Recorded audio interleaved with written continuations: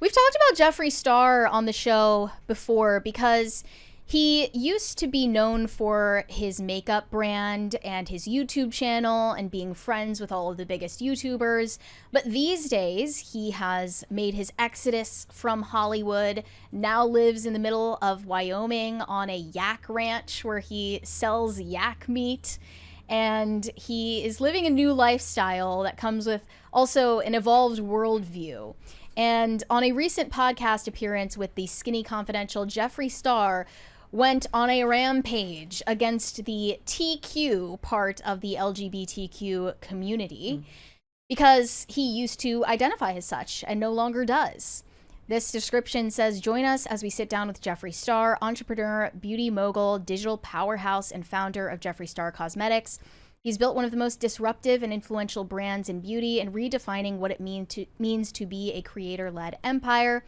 From dominating pop culture to becoming one of YouTube's biggest beauty moguls, amassing billions of views and a cult-like following, Jeffree has never shied away from being himself and speaking truth. In this episode, Jeffree opens up about building his brand from the ground up, scaling it into a global phenomenon, navigating cancel culture, and shares his unfiltered takes on modern issues, discusses his move to Wyoming, and gives a glimpse into what life is really like on the Yak Star Ranch. So he kind of is positioning himself with the anti-woke crowd in this interview.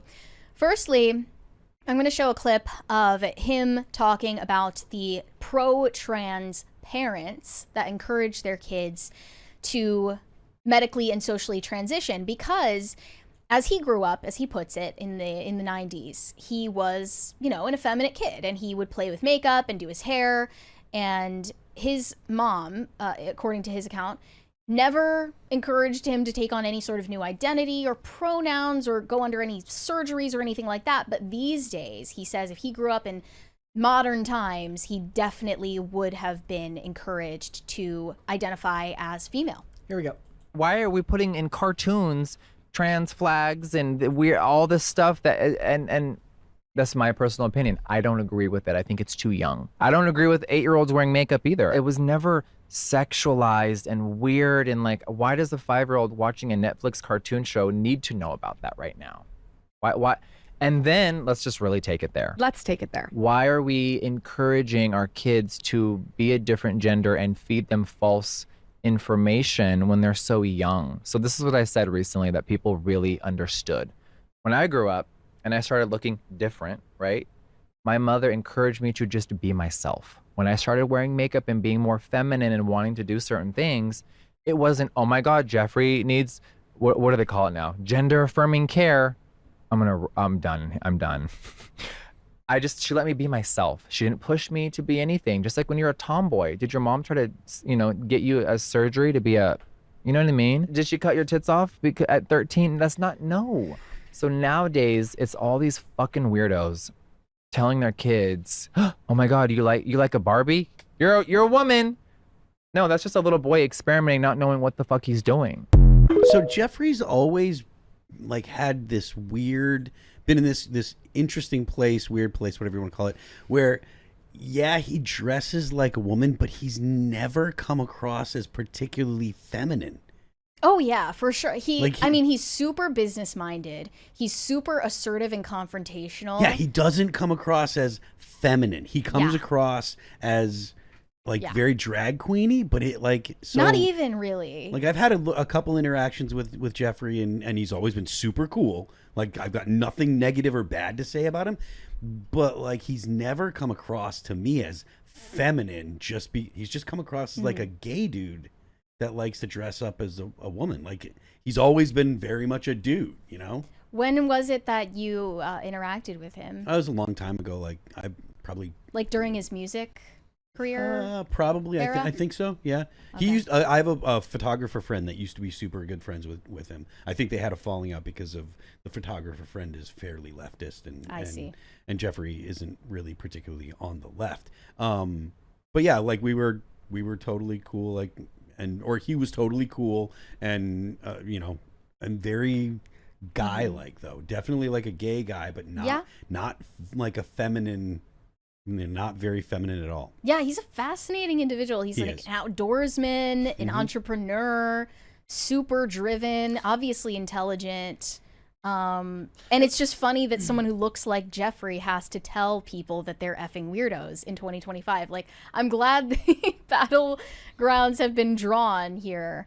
But why is Jeffree Star the one who has to say it, you know? Yeah. I mean, I like it because it speaks more to the fact that human beings contain multitudes and the labels just end up hampering you. Like, yeah. That's like, that made a lot more sense because classification can be an enemy to people when they try to put everything into a box, and accepting that you are who you are, whatever that may entail, doesn't change your biology. Seems like the rational course of action, but seems to be more and more irrational to people these days. Speaking of the labels, in this next clip, he says that the TQ plus needs to be dropped off of the acronym, and he has a theory that these identities became way more popular during COVID. Here we go.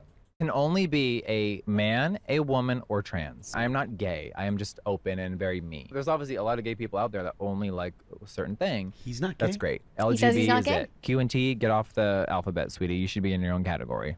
Okay? Let me break it down for you straights.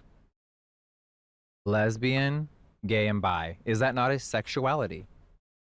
That's a sexuality, yes. Okay. Right? Okay. What you think your identity is has nothing to do with what you're sexually attracted to. So why is T and Q on LGB? And what fuck that means.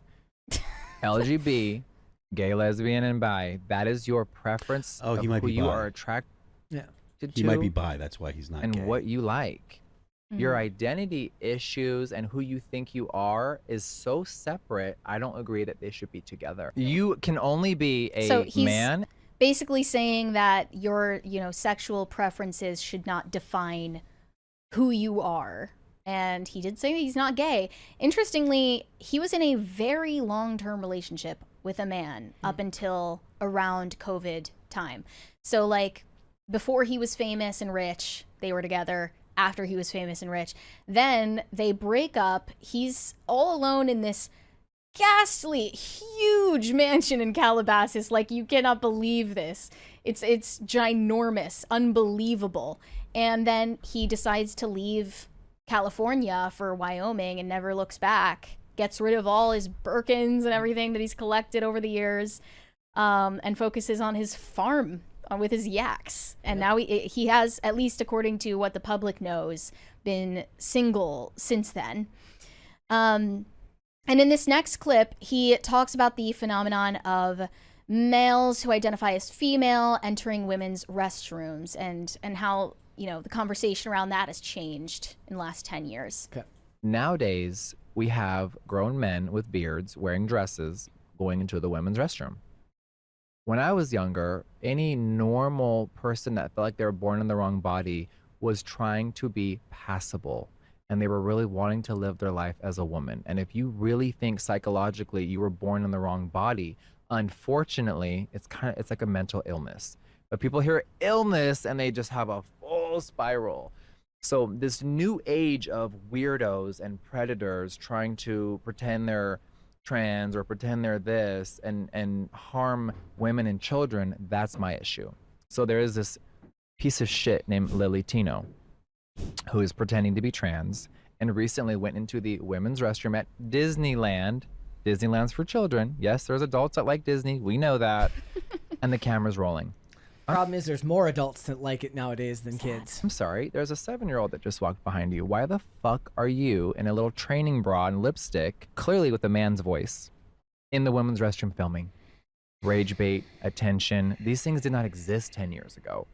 So people love to misconstrue what I said, and that's really what I meant. And I think that we should be protecting women and children at all costs these days with so many weirdos out there on the internet. Okay. Go off, Jeffree. The thing is, this stuff was happening 10 years ago. That's why it's happening now. Yeah, it was less intense, but I mean, yeah. I really think that one of the worst things that's happened to the West in general was the massive changes that happened to Tumblr. When they could all be on Tumblr and they could just, just sit there. Sectored them off and left them there. Yeah, affirm each other's dysfunction. The world was a better place. I saw a clip of Jonathan Haidt recently talking about Tumblr. and how these ideologies really took off with a young female audience on Tumblr starting in 2012 or 2013. So it's been going on for much longer than Jeffree seems to realize. It's just, it caught his attention recently. And I recall that after Charlie Kirk was assassinated, Jeffree Star was going live on TikTok like every day talking about it. And he was getting huge pushback from his audience for literally just condemning the murder of an innocent man. And he has doubled down on that and defended his comments in support of Charlie Kirk. Here we go. And it's inauthentic. When Charlie Kirk got assassinated, I just organically, like I always do, said how I felt, and I had no idea it was going to be received so great and also so awful. It was such a weird dichotomy of like awful in the way that like people. I mean, yeah, like, well, like some people, because at the end of the day, the people that unfollowed me, I'm that in that way, okay. Yeah, like they saw a 20-second clip. Well, so I got a lot of Charlie Kirk would have hated you. I'm like, because he didn't agree with certain things. Yeah, that's not who he was. So a lot of people were like, I'm unfollowing you because you posted rest in peace. That shows a lot about them. That's really, really sad. What? So I lost 120,000 followers, gained 500,000 more, and that wasn't ever my plan. Conservatives are like, I like the cut of his jib. Organically found out about it and was just like really, really shook and disgusted by the whole scenario. So yeah, a lot of people, they saw, I think like, a little tiny clip of him on TikTok or Instagram, and they just thought he was something he completely wasn't. Very like, misunderstood. I get shit for this, but that stat you just shared about losing 100 and gaining 500, I've been saying for years, like for some reason we gave the loudest. Okay. And So usually what happens when these unusual suspects start saying anti-woke things is conservatives jump over into their fan base. I always liked Jeffree Star. And they say things like that, like, oh, I always knew Jeffree Star had a good head on his shoulders. And I'm literally the only person, I feel, who always liked Jeffree. I always saw that he was smarter than the people that were around him, especially when he was in the mainstream YouTuber space. Like, the people around him were brain dead twerps. And he always seemed to just be like thinking on a higher level than them about the long term, not just short term fame. Hence why he built a business out of it, and a lot of them failed to do that at the time. Absolutely. So yeah, I did always like the cut of Jeffree's jib, and he's an unusual person, no doubt, and he looks unusual because he is unusual, and there's nothing I'm not saying that like everyone should be like Jeffree. Yeah. Jeffree doesn't think everyone should be like Jeffree. He would say that. Yeah. Gender politics has made the world feel kind of malleable to a lot of people, because stuff that was just common sense 15 years ago isn't common sense anymore. And Jeffree Star represented kind of the outskirts of common sense, meaning that it made sense in a way that wasn't really something you understood. Like, it still adhered to the rules of the world. It just didn't adhere to the typical rules of society. Yeah, and I think Jeffree was always fine with being subcultural. Yes. Which a lot of people were not willing to settle for. Thanks for watching. Listen to full episodes of Pop Culture Crisis on Spotify. Keep up with us on social media and make sure you subscribe and ring that bell so you never miss the show. Bye, guys.